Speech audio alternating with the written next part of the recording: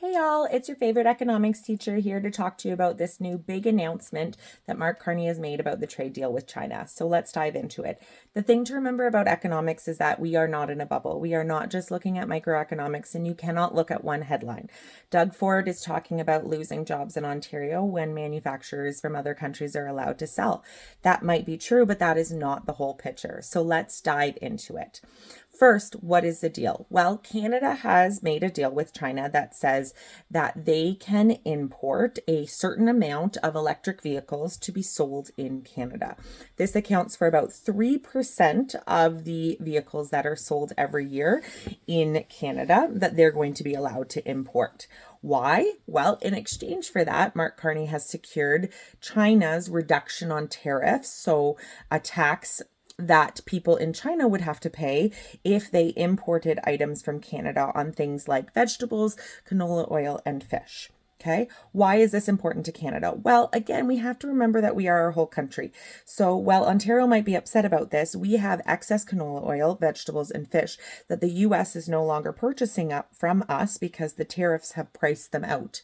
Okay, and so those industries need a place to sell those items.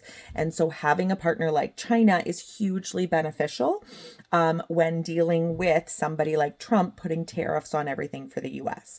It's going to create and maintain the jobs in those industries. But it's more than just a trade-off. When we look at the vehicle industry in Canada, electric vehicles are extremely expensive. The government has a mission to get everybody onto electric vehicles by 2035. And in order to do that, they're going to have to be able to become more affordable. The best way in economics to make something more affordable is to bring in competition. Competition drives businesses to innovate, to find ways to make things cheaper, and to reduce the prices. And so bringing in products from another country are going to do that. The other thing to remember when, people want to talk about supporting local businesses and how this is going to harm it is that there is a cap on the number of vehicles. And that cap on the number of vehicles is very strategic by the government. It is very similar to the amount of vehicles that we used to buy from the United States, that because of the tariffs that the US has put on, Carney doesn't want us buying from the US anymore.